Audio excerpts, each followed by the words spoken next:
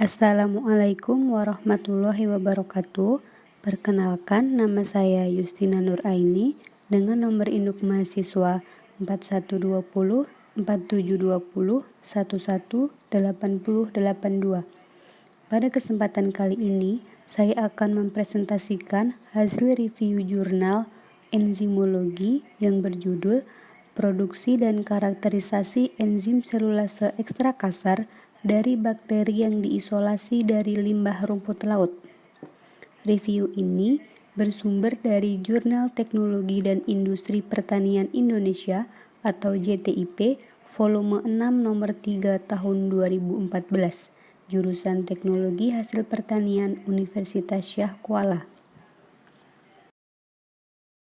Pada review jurnal ini, saya akan menjelaskan mengenai yang pertama pendahuluan, yang kedua material dan metode, yang ketiga hasil dan pembahasan, dan yang keempat yaitu kesimpulan. Yang pertama yaitu pendahuluan.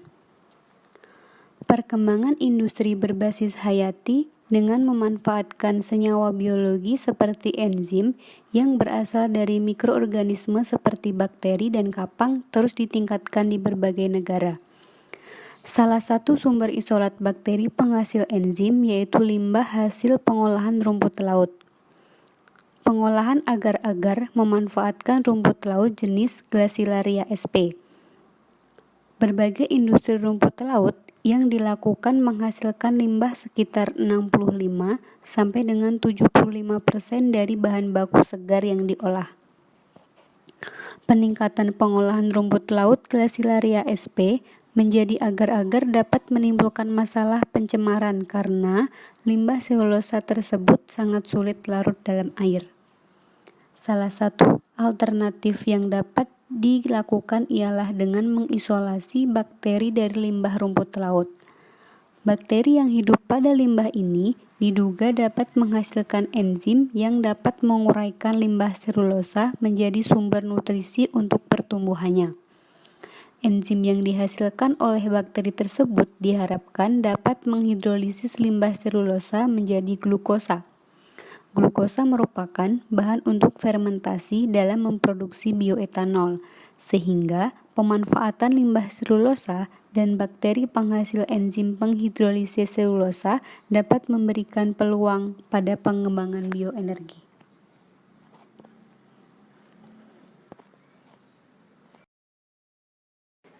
Selanjutnya yaitu metodologi penelitian. Bahan yang digunakan pada penelitian ini yaitu yang pertama isolat PMP0126W, karboksimetil selulose atau CMC, kaldu nutrien atau NB, nutrien agar atau Na, magnesium sulfat, dikalium fosfat, ferrosulfat heptahidrat, kalsium klorida dihidrat, amonium nitrat, monopotasium fosfat, glukosa, ekstrak kamir, bovin serum albumin atau BSA, sodium tartarat, asam dinitrosalisilat atau DNS, buffer sitrat fosfat, buffer asetat, buffer tris HCl, NaCl, etanol, dan merah Kongo. Alat yang digunakan pada penelitian ini adalah yang pertama ada colony counter, laminar atau transfer box, spektrofotometer UV, jarum tanam bulat atau OSE, centrifuge mikro, autoclave, oven, inkubator, marker OHP permanen, timbangan analitik, timbangan digital, tabung mikro, mikropipet ukuran 1 ml, 10 ml, 200 mikroliter, 20 mikroliter, penggaris, gunting, pemantik api mekanik, batang pengaduk, lemari pendingin, kompor listrik dan vortex, cawan Petri steril, tabung reaksi, Erlenmeyer, gelas beker, gelas ukur, pembakar spiritus, dan botol alkohol. Adapun cara kerja yang dilakukan pada penelitian ini, yang pertama yaitu peremajaan dan pengamatan morfologi isolat PMP0126W dan uji kualitatif enzim selulase. Yang kedua, penentuan waktu optimum aktivitas enzim selulase. Yang ketiga, produksi dan karakterisasi enzim ekstrakasar selulase. Dan yang terakhir yaitu pengukuran kadar protein. Yang pertama yaitu peremajaan dan pengamatan morfologi isolat PMP0126W. Isolat PMP0126W diremajakan dalam media nutrien agar atau Na. Setelah itu, diinkubasi pada suhu 37 derajat Celcius selama 1 kali 24 jam. Dan dilakukan pewarnaan gram untuk mengetahui morfologi isolat PMP0126W. Setelah itu, dilakukan uji kualitatif enzim selulase berdasarkan metode dari Kader dan Omar yang dilakukan pada tahun 1998. Prosedur selanjutnya yaitu penentuan waktu optimum aktivitas enzim selulase. Pada prosedur ini ada beberapa tahap yang harus dilakukan. Yang pertama yaitu penentuan waktu penuangan inokulum. Penentuan waktu penuangan inokulum diawali dengan mengkultur 2 loop isolat di dalam 10 ml kaldu nutrien, kemudian diinkubasi selama 12-14 jam. Dituang ke dalam 50 ml media cair CMC, setelah itu diinkubasi kembali pada suhu 30 derajat Celcius di dalam penangas dan digoyang dengan kecepatan agitasi 150 rpm. Kemudian diambil sampel selama 27 jam inkubasi dengan rentang waktu sampling 3 jam. Diukur nilai optical density atau OD pada panjang gelombang 600 nanometer. Setelah itu, dibuat kurva pertumbuhan bakteri untuk menentukan waktu terbaik penuangan inokulum pada media produksi. Langkah selanjutnya yaitu 5 ml kaldu nutrien yang mengandung biakan sel diinokulasikan ke 25 ml media inokulum yang mengandung glukosa 0,1%. Kemudian dituang inokulum ke dalam 250 ml media produksi tanpa glukosa. Waktu penuangan inokulum dilihat dari waktu pertumbuhan eksponensial bakteri yang telah diketahui dari kurva pertumbuhan bakteri. Pengambilan sampel dilakukan setiap hari selama 6 hari waktu inkubasi dilakukan. Prosedur selanjutnya yaitu penentuan waktu optimum aktivitas enzim selulase. Supernatan yang dihasilkan kemudian diuji aktivitas enzimnya menggunakan metode Miller yang dimodifikasi berdasarkan absorbansi maksimum larutan pereaksi. Langkah-langkah yang harus dilakukan, yang pertama, sampel disentrifugasi pada suhu 4 Celcius dengan kecepatan 9.000 kali selama 10 menit. Setelah itu, sebanyak 1,8 ml substrat yang dilarutkan dalam 0,1 molar buffer sitrat fosfat pH 5 ditambah dengan 0,2 ml enzim selulase. Dikocok dengan vortex, diinkubasi selama 30 menit pada suhu 30 derajat Celcius, dihentikan pada pendidihan 100 derajat Celcius selama 15 menit. Setelah itu, diambil sebanyak 1 ml dari campuran reaksi dan ditambah 1 ml DNS, dididihkan pada suhu 100 derajat Celcius selama 15 menit. Kemudian diukur dengan spektrofotometer pada panjang gelombang 575 nanometer. Dan dihitung kadar glukosanya menggunakan rumus yang ada dalam slide tersebut. Selanjutnya yaitu produksi dan karakterisasi enzim ekstrak kasar selulase.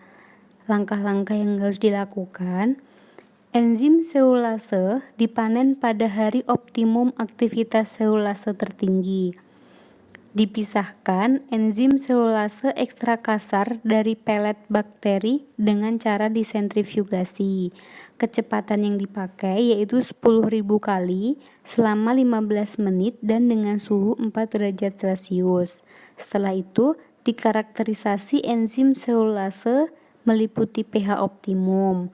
Kemudian dikarakterisasi kembali meliputi suhu optimum yaitu antara 20 sampai dengan 90 derajat Celcius. Dan dikarakterisasi enzim selulase terhadap pengaruh ion logam dan substrat spesifik. Dan yang terakhir, dilakukan pengukuran aktivitas enzim sesuai metode pengukuran aktivitas enzim untuk waktu optimum.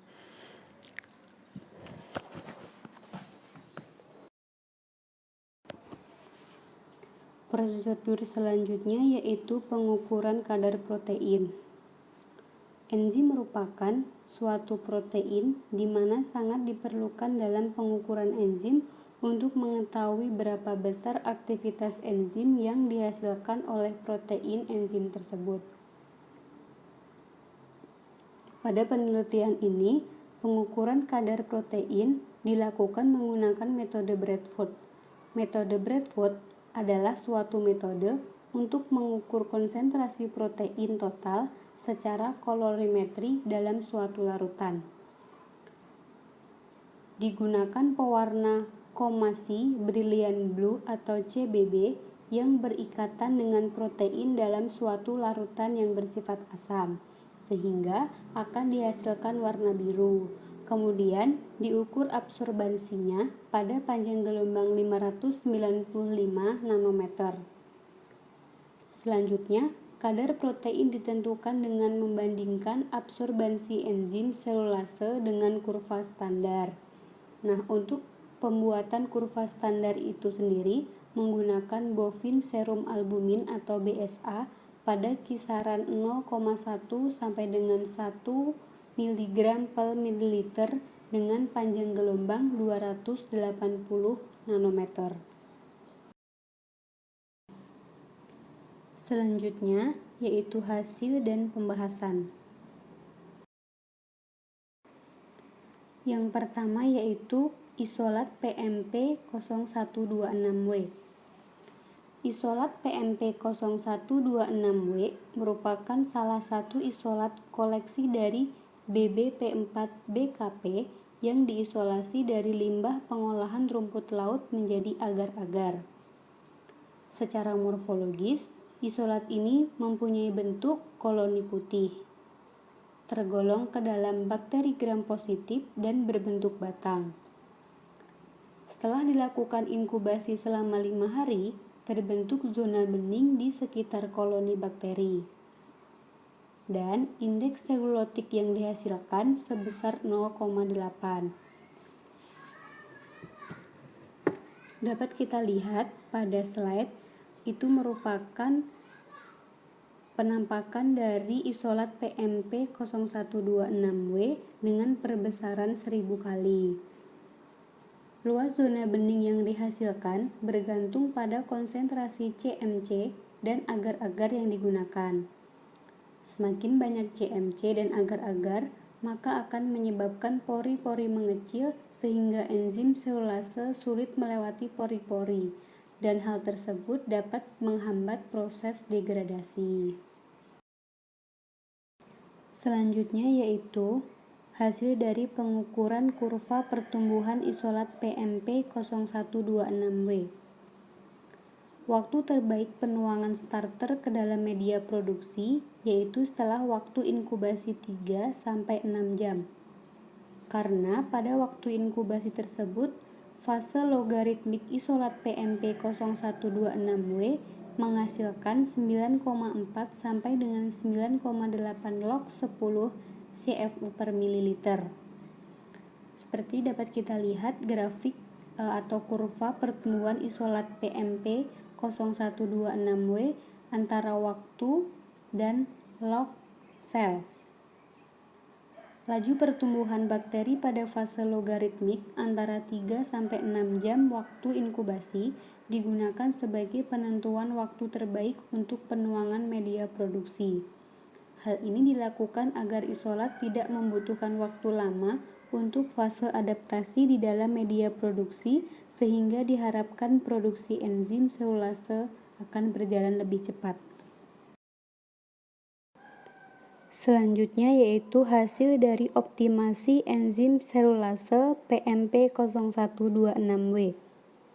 Optimasi produksi enzim selulase yang dihasilkan oleh isolat PMP 0126W diperoleh aktivitas selulase tertinggi pada hari ketiga, yaitu 0,074 U per mililiter, sedangkan aktivitas spesifik sebesar 0,092 U per miligram dan kadar protein yang dihasilkan sebesar 0,802 mg per mililiter.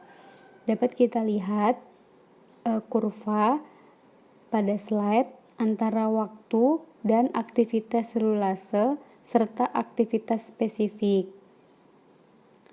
Hari ke-1 dan hari ke-2, bakteri mengalami pertumbuhan eksponensial sebesar 9,3 sampai 9,6 log 10 CFU per mililiter. Sedangkan pada hari ketiga, bakteri mengalami fase stasioner, yaitu jumlah bakteri hidup sama dengan jumlah bakteri yang mati. Hal tersebut terjadi karena sumber karbon pada media mulai berkurang atau habis, sehingga isolat PMP 0126W mulai memanfaatkan CMC sebagai sumber karbon dengan enzim selulase yang dihasilkannya, sehingga diperoleh aktivitas selulase tertinggi pada hari ketiga inkubasi. Selanjutnya yaitu hasil dari karakterisasi enzim ekstrakasar selulase PMP 0126W. Dipengaruhi oleh beberapa faktor. Yang pertama yaitu pH. Karena sifat ionik gugus karboksi dan gugus amino itu mudah dipengaruhi oleh pH, maka apabila terjadi perubahan pH, maka akan mengalami denaturasi enzim dan aktivitas enzim akan hilang. Enzim selulase PMP 0126W ekstrakasar menghasilkan aktivitas optimum pada buffer asetat 0,05 mm pH 5 dengan aktivitas selulase sebesar 0,128 U per mililiter. Enzim mempunyai gugus aktif yang bermuatan positif dan negatif. Aktivitas enzim akan optimum jika terdapat kesetimbangan antara kedua muatannya, yaitu muatan positif dan muatan negatif. Pada keadaan asam, muatan cenderung positif, sedangkan pada keadaan basa, muatan cenderung negatif, sehingga aktivitas enzim menjadi berkurang dan bahkan menjadi tidak aktif. Dapat kita lihat pada gambar 4 merupakan grafik hubungan antara pH dengan aktivitas selulase yang memperlihatkan bahwa aktivitas optimum itu terjadi pada buffer asetat dengan besaran 0,05 mm dan pada pH 5. Selanjutnya yaitu aktivitas enzim yang dipengaruhi oleh suhu. Suhu optimum yaitu suhu yang menyebabkan terjadinya reaksi kimia dengan kecepatan paling besar. Apabila suhu yang digunakan itu lebih besar dari suhu optimum, maka akan mengalami denaturasi. Pada percobaan yang dilakukan, suhu optimum aktivitas selulase PMP 0126B yaitu pada suhu 30 derajat Celcius dan menghasilkan aktivitas enzim sebesar 0,068 U per mililiter. Dapat kita lihat pada gambar 5 terdapat kurva hubungan antara suhu dengan aktivitas yang memperlihatkan bahwa suhu optimum pada 30 derajat Celcius. Selanjutnya yaitu aktivitas enzim yang dipengaruhi oleh ion logam. Aktivitas enzim selulase dapat meningkat pada penambahan ion logam 5 mm dari kalsium klorida dan besi 3 klorida. Sedangkan aktivitas enzim selulase akan menurun akibat penambahan 10 mm ion logam seng klorida,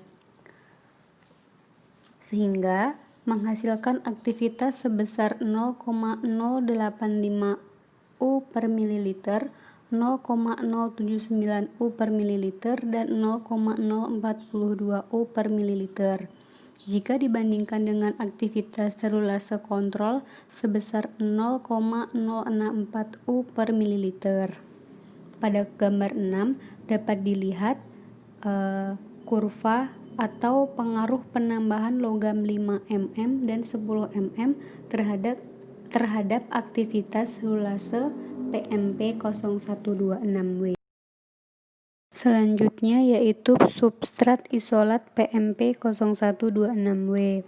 Isolat PMP0126W dapat menghidrolisis substrat limbah rumput laut Glacilaria sp dari limbah NaOH 6% dengan aktivitas tertinggi sebesar 0,237 U per mililiter. Limbah tersebut kemudian dilakukan delignifikasi dengan basa NaOH 6%. Proses delignifikasi itu sendiri merupakan suatu proses dalam menghilangkan lignin dari lignoselulosa yang dilakukan dengan menggunakan bahan kimia asam ataupun basa. Akan tetapi, limbah agar yang diperlakukan awal dengan asam pekat H2SO4 1%, aktivitas selulosanya hanya sebesar 0,048 U per mililiter. Selanjutnya yaitu substrat CMC atau karboksil metil selulose, merupakan substrat selulos murni yang berbentuk amorfos, sehingga aktivitas enzim selulase pada substrat CMC merupakan aktivitas enzim endo 1,4 beta glukonase, di mana enzim ini bekerja pada rantai dalam CMC yang menghasilkan oligosakarida atau rantai selulos yang lebih pendek. CMC ada dua macam, yaitu CMC murni dan CMC teknis.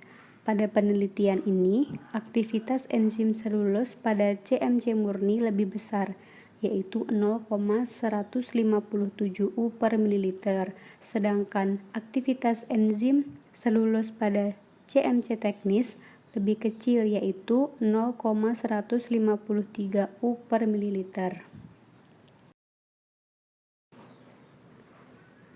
Selanjutnya yaitu kesimpulan. Kesimpulan yang dapat kita ambil dari penelitian pada jurnal di atas adalah yang pertama, isolat PMP0126W merupakan isolat yang diisolasi dari limbah pengolahan agar di daerah Garut, Jawa Barat. Isolat ini tumbuh pada suhu 30 derajat Celcius, bersifat gram positif dan berbentuk batang. Penambahan substrat limbah pengolahan agar dengan perlakuan NaOH 6% pada pengujian substrat spesifik memberikan aktivitas selulase tertinggi sebesar 0,237 U per mililiter. Sedangkan aktivitas enzim selulase tertinggi dihasilkan pada hari ketiga waktu inkubasi dengan aktivitas selulase sebesar 0,074 U per mililiter dan aktivitas spesifik sebesar 0,092 U per miligram. Aktivitas selulase optimum pada buffer sitrat fosfat pH 5 dan suhu 30 derajat Celcius. Kemudian penambahan ion kalsium klorida 5 mm dan Besi 3 klorida 10 mm dapat meningkatkan aktivitas selulase berturut-turut sebesar 0,085 dan 0,079 U per mililiter. Dan yang terakhir, penurunan aktivitas dipengaruhi oleh penambahan zinc klorida 10 mm yang menghasilkan 0,042 U per mililiter. Sekian presentasi dari saya. Mohon maaf apabila banyak kekurangan. Terima kasih. Wassalamualaikum warahmatullahi wabarakatuh.